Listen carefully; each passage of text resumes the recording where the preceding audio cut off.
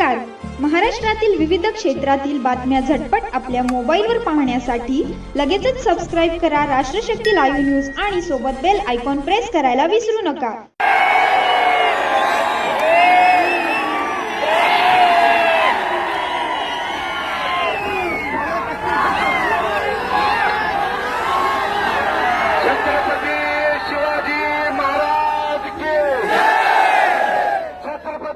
शिवाजी महाराज की लोकनेते भारत नाना बालकेंचा लोकनेते भारत नाना बालकेंचा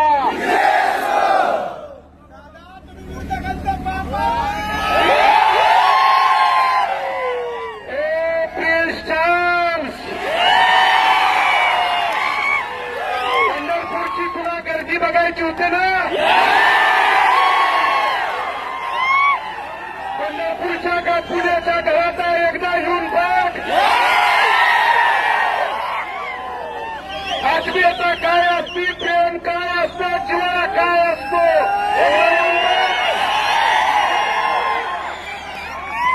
माझा बाप तू निवडणुकीत काढला. आज तुला रात्रभर माझा बाप झोपेत दिसतो.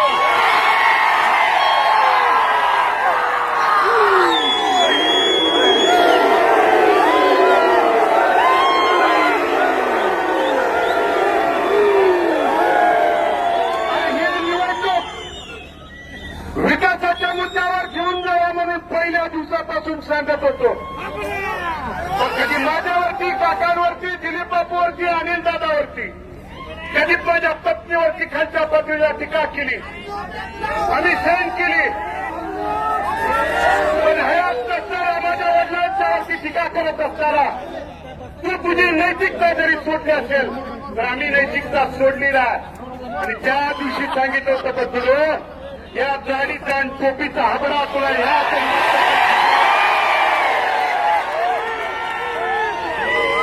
21ला पोट निवडणुकीत रणांगणात पळून गेला. 24ला देखील येतो म्हणून पळून गेला.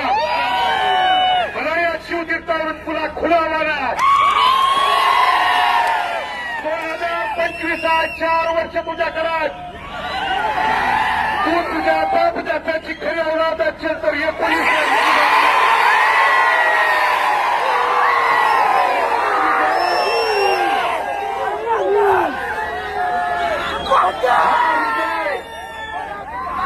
1, 2, 3, 11,136 मतांनी दिले. आणि म्हणून बंधुलो मला तुम्हाला सन्मानपूर्वक आवर्जून सांगायचा,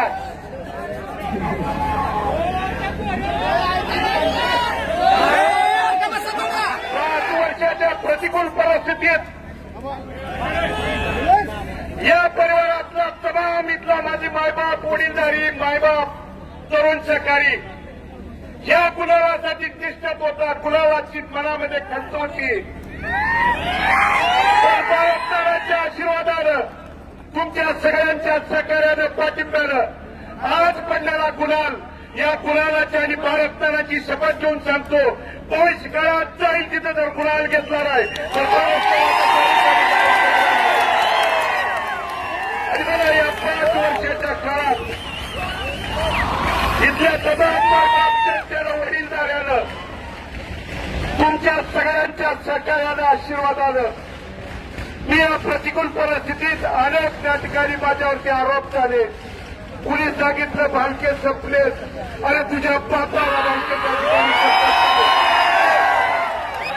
मी इथल्या पंढरपूर शहर आणि तालुक्यातल्या आणि मंगळवेढा तालुक्यातल्या देखील पंढरपूरमधली निवडणूक झाली पण सोडू इथं गप्पसल वाटलं. मंगळवेढ्याला आला आणि मंगळवेढ्याला काय म्हणला, पंढरपूरच्या निवडणुकीचा विजय म्हणजे काळ्या दगडावरची पांढरी रेघ आहे.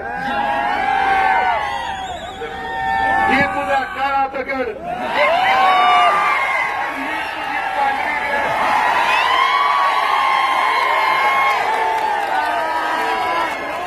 नुसत्या पंढरपूरचा गुलाल नाही तर मंगळवेढचा देखील गुलालच्या ठिकाणी घेऊन आलो. परिषद असेल, पंचायत समिती. पण बंधूंनो, खऱ्या अर्थानं अंतःकरणपूर्वक ऋणपूरक कुणाचं ऋण व्यक्त करायचं असेल तर भगीरथ या 5 वर्षात लढला. त्या लढायला बळ जिथल्या खऱ्या अर्थानं उपस्थित माझ्या मायबाप तरुण शेतकऱ्यांनी, माता भगिनींनी आणि सहकार्यांनी दिलं. माझा बाप खऱ्या अर्थानं आज जिवंत ठेवण्याचं काम तुमच्या संघर्षानं, स्वाभिमानानं, तुमच्या लढाईनं, तुमच्या त्या ठिकाणी कार्यकर्त्यांची निष्ठा, प्रेम काय असतं या खऱ्या अर्थानं भारताला जिवंत ठेवण्याचं काम तुम्ही त्या ठिकाणी केलंय. त्यामुळे तुमच्या अंतकरणात, तुमच्या त्या ठिकाणी या केलेल्या कामाचं भगीरथ बालके आणि बालके कुटुंब कधी त्या ठिकाणी उतराय होऊ शकत नाही. पण या पुढच्या प्रिन्सला आणि त्याच्या बगल बच्च्याला सांगणार 11,000 अधिक मताधिक्य पंढरपूर शहरातल्या मायबावलांनी, मायबाप जनतेने दिलंय. इथून पुढे तर त्या ठिकाणी सूडबुद्धीचं राजकारण करायचं बंद कर. कारण बंधूंनो, इलेक्शनमध्ये त्या ठिकाणी सरकार बाजार म्हणून हाताशी धरून एक गुन्हा केला, दुसरा त्या ठिकाणी केला. काल परवा तुम्हाला सांगायचा, प्रिन्स चार्जच्या घरात माझ्यावरती 3रा गुन्हा दाखल केलाय. काय केला? यांची त्या ठिकाणी